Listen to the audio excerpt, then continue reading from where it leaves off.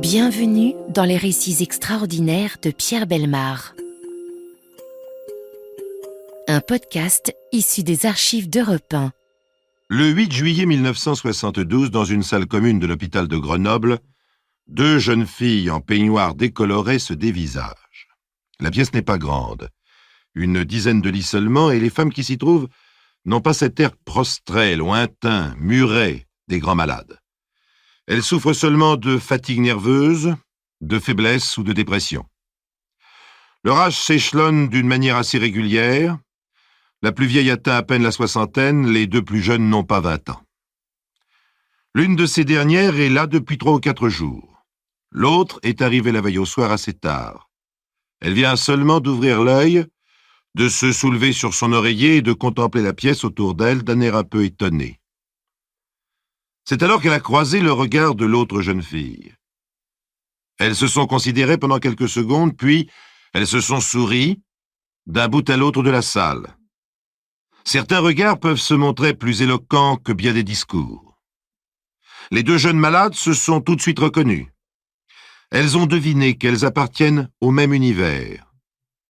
Comme les animaux sauvages de Rudyard Kipling, elles auraient pu murmurer « Nous sommes du même sang, toi et moi ». Un peu plus tard, elles se sont promenées ensemble dans le couloir de l'hôpital. Elles se sont fait quelques confidences, juste pour s'assurer qu'elles ne s'étaient pas trompées. L'aînée s'appelle Marcel Vincent, elle a 19 ans. La plus jeune n'a que 17 ans. Il m'est donc interdit de vous donner son nom en toutes lettres. Je l'appellerai Nadine C. C'est Nadine qui vient d'arriver. Elle s'informe des usages, des distractions, et Marcel n'est guère encourageante. Oh, des distractions, tu sais, dans un hôpital, tu n'en trouveras pas beaucoup. Ailleurs, dehors, en ville. En ville peut-être, mais faudrait pouvoir sortir. Des jeunes filles hospitalisées n'ont évidemment pas la permission de sortir d'un hôpital, mais elles peuvent essayer de le faire en fraude. Après tout, un hôpital n'est pas une prison. Mais sortir pour aller où? Un journal qui traîne leur donne une idée. Demain, c'est dimanche, on danse à Voiron. Ce n'est pas très loin, Voiron, juste à une vingtaine de kilomètres dans la montagne, au-dessus de la vallée de l'Isère. Et c'est ainsi que le lendemain après-midi, Nadine et Marcel prennent le large. Elles ont emprunté dans une lingerie voisine de leur chambre des vêtements à peu près à leur taille. Parmi la foule des visiteurs du dimanche, il ne leur est pas difficile de passer inaperçu.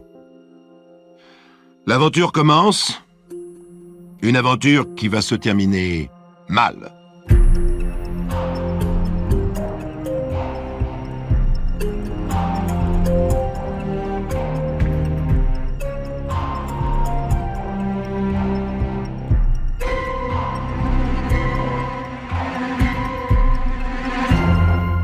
En quittant l'hôpital de Grenoble en fraude un dimanche après-midi pour aller danser à Voiron, Nadine et Marcel ont des tas de choses à se dire. Elles ont aussi le temps de le faire. Les automobiles sont pleines d'enfants, de vieilles tantes et de grand-mères, et leur chauffeur ne s'arrête pas pour prendre deux jeunes filles en stop. Nadine, la plus jeune, est issue d'une famille de nomades installée depuis une génération et demie dans la région grenobloise. Cette famille n'a pas une grande réputation d'honnêteté. Deux des oncles de Nadine ont été en prison à plusieurs reprises. Son père a toujours échappé à la justice, mais il doit cet avantage à sa ruse et à sa prudence, plus qu'à une conscience irréprochable. Sa femme et lui sont divorcés. D'ailleurs, Nadine vit avec sa mère. Il ne semble pas qu'elle ait jamais trouvé dans son milieu familial l'équilibre et le bonheur qu'elle pouvait légitimement espérer. Bien qu'elle n'ait que 17 ans, elle a déjà un petit ami. C'est un voyou tyrannique et borné qui appartient à une bande peu recommandable dont les minables exploits ont fait quelque bruit dans la région. Un beau matin, elle se croit enceinte. Comme il fallait s'y attendre, le père présumé accueille cette nouvelle avec fureur, mais aussi avec mépris. Au cours d'une scène difficile, la jeune fille est saisie d'une crise de nerfs qui se prolonge assez longtemps pour inquiéter sa mère.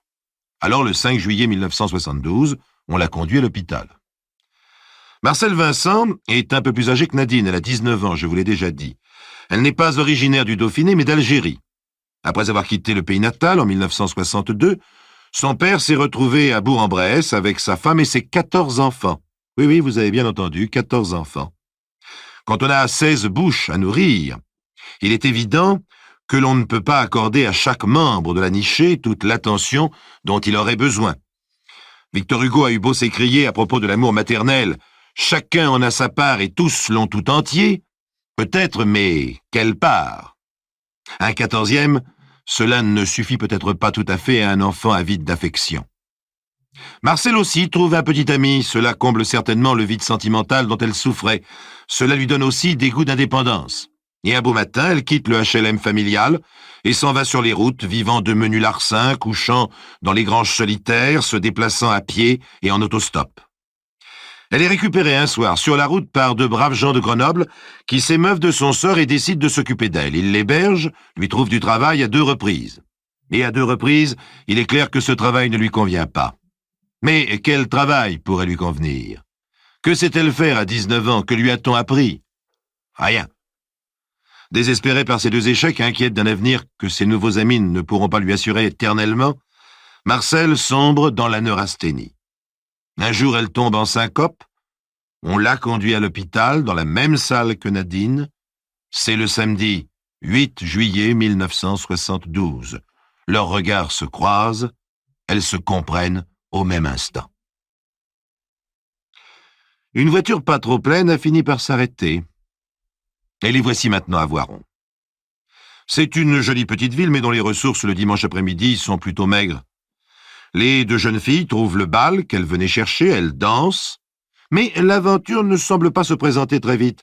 Elles sont pourtant tout à fait mignonnes, Nadine et Marcel, et pas trop imbêches. Apparemment, les jeunes gens du pays manquent d'empressement. Les 2 jeunes filles s'attardent.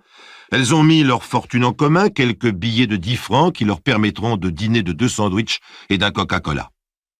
Quand le bal s'achève, l'aventure n'est toujours pas arrivée. Les derniers danseurs s'en vont, les lumières s'éteignent. Elles hésitent, que vont-elles faire? En vérité, elles n'ont pas le choix. Il leur faut évidemment retourner à Grenoble. Alors elles parviennent à monter dans une voiture qui les ramène en ville. Et une fois là, nouvelle perplexité. Bien entendu, elles n'éprouvent pas le moindre désir de réintégrer leur lit d'hôpital. Elles n'ont cure des observations et des reproches. Elles sont bien assez grandes pour se diriger toutes seules. Soudain, Nadine propose. Et si on allait à Romans? À Romans, pourquoi faire? C'est là qu'habite Patrick. Patrick, c'est son ami.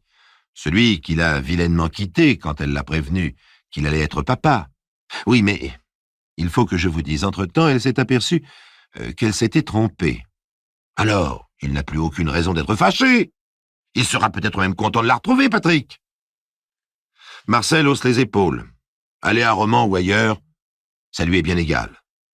Et puis Nadine a des copains là-bas. Les retrouver, c'est peut-être ce qu'elles ont de mieux à faire. Alors les 2 jeunes filles vont jusqu'à la gare. Il n'y a pas de train pour Romans avant 5 heures du matin. Il est 1h30. Le buffet de la gare est encore ouvert. Elles meurent de faim. Elles boivent un chocolat et grignotent des madeleines. Et puis, elles continuent à échanger des propos apparemment superficiels. On ne pourra pas prendre le train, on n'a pas assez d'argent. Ça fait rien. On ira en autostop. C'est embêtant de ne pas avoir d'argent.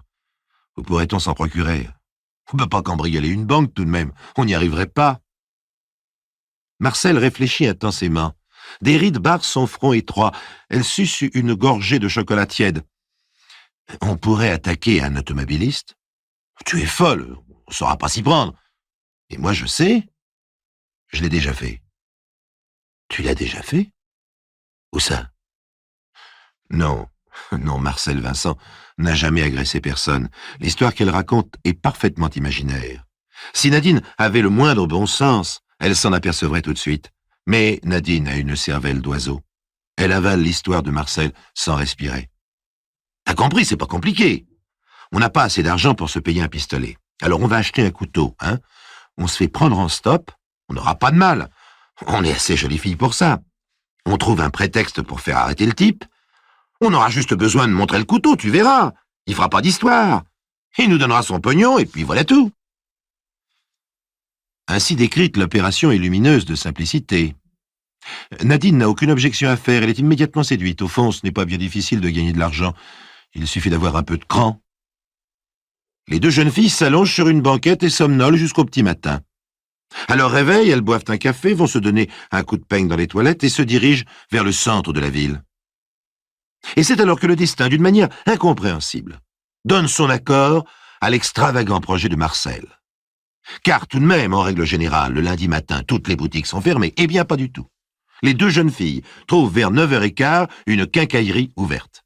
Elles entrent et achètent un couteau de cuisine. Puis, comme il leur reste un peu d'argent, elles en achètent un second, un pour chacune. Elles en vérifient la pointe et le tranchant. Et puis elles vont se placer à la sortie de la ville et attendent un automobiliste de bonne volonté. C'est alors que commence une incroyable loterie. Qui va décrocher la timbale?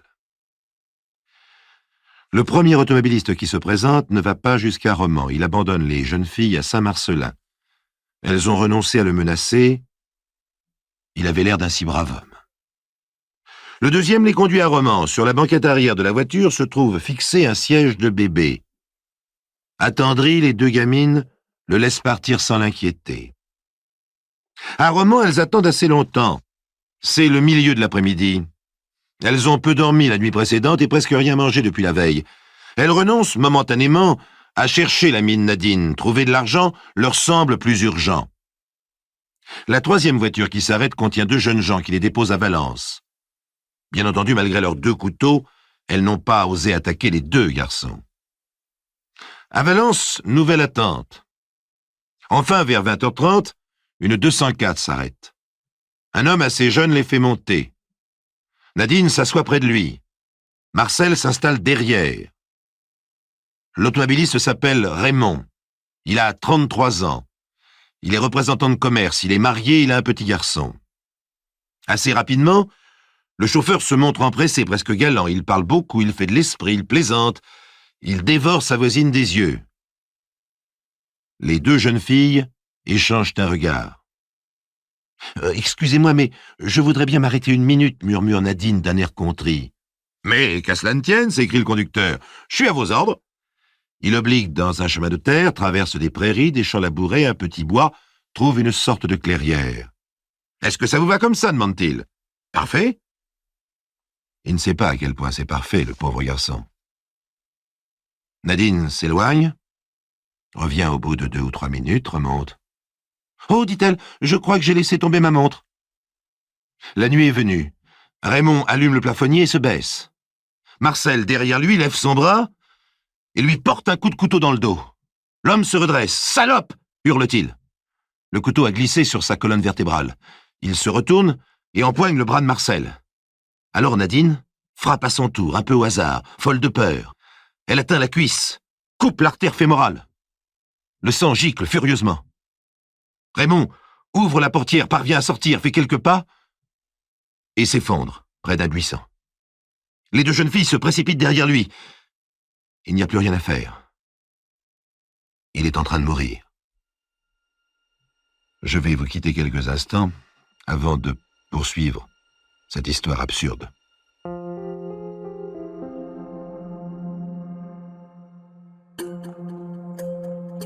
Les récits extraordinaires de Pierre Bellemare, un podcast Europe 1.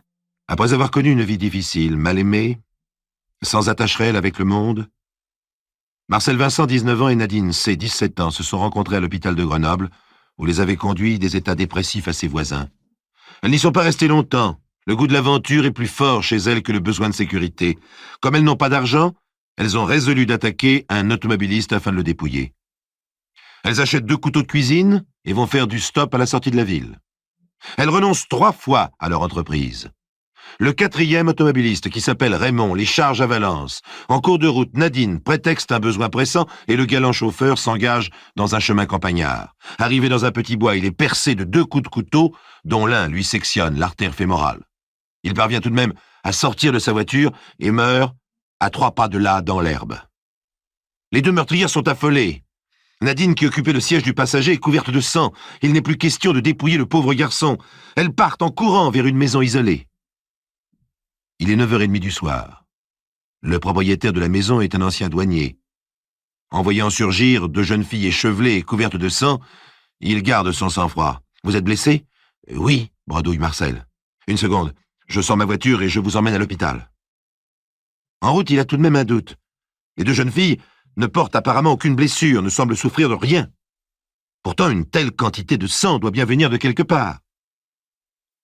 C'est la même réflexion que se fait 10 minutes plus tard l'interne qui les examine et qui les aide à se nettoyer. Il est tellement surpris qu'il téléphone à la gendarmerie. On vient chercher les jeunes filles. On les conduit devant un adjudant, M. Roger Tizy. « D'où vient ce sang ?» demande-t-il. « Vous n'êtes pas blessé ?»« Pas nous, non. C'est une amie qui était avec nous.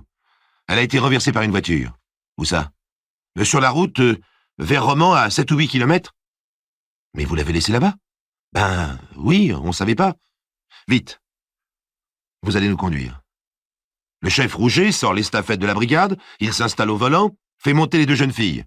« Si je vous accompagnais, murmure l'adjudant-chef. » Rouget hausse les épaules. « Je m'en tirerai bien tout seul. » Il s'éloigne. Les 2 filles ne semblent pas très bien se souvenir, elles vont trop loin, font faire demi-tour aux gendarmes. Celui-ci finit par s'étonner. Alors elle lui désigne le chemin de terre. « Si on lui disait, murmure Marcel à l'oreille de Nadine. « Si on lui disait quoi ?» demande Rouget. « Vous savez, c'est pas facile à dire. On a tué un homme. » « Qu'est-ce que vous dites ?»« Ah oui, on a tué un type à coups de couteau. Au bout du chemin, là, un peu plus loin. » Le chef Rouget a déjà décroché le téléphone qui le relie directement à la gendarmerie. Il murmure quelques phrases brèves. Malgré son courage personnel et son entraînement professionnel, il n'est pas très rassuré. Se trouver en pleine campagne, en compagnie de 2 tueuses. S'il en réchappe, il aura des souvenirs à raconter à ses petits-enfants. Mais son inquiétude ne dure pas longtemps. Ses collègues surgissent quelques minutes seulement après son appel. On découvre le corps de Raymond. Personne n'est encore passé par là. Personne n'a touché à rien. L'aventure se lit sans difficulté dans la voiture restée porte ouverte, dans les couteaux jetés sur les sièges, dans l'herbe foulée, dans l'homme frappé, tombé près d'un buisson vidé de son sang. Oh, l'enquête ne sera ni longue ni difficile. La tragique histoire des 2 jeunes filles, ou plutôt leurs 2 histoires si voisines, si parallèles, si semblables, ne présente aucune zone d'ombre, aucune énigme. On les a élevées pendant presque 20 ans comme des chats sauvages. C'est comme des chats sauvages qu'elles ont réagi quand les difficultés de la vie se sont faites insupportables.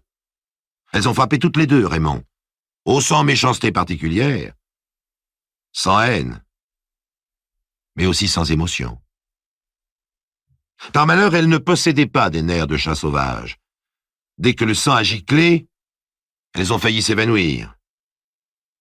J'ai dit par malheur. Vous avez compris, je suppose, que ce malheur me rassure. Il est le gage à peu près certain que Nadine et Marcel ne recommenceront pas. Plus jamais. Leur procès s'est tenu dans les premiers jours de juin 1973 devant la cour d'assises du Rhône. Le jury leur a infligé 15 ans de prison, peine qui fut ramenée à la moitié pour Nadine, ce qui est toujours le cas pour les mineurs. Elle se trouve sans doute aujourd'hui à la centrale de Rennes, seule prison de France qui accueille les femmes condamnées à de longues peines. Mais leur véritable problème, vous le savez, n'est pas du ressort des tribunaux. Il ne connaîtra une amorce de solution que le jour où notre société s'inquiétera enfin de ses enfants perdus.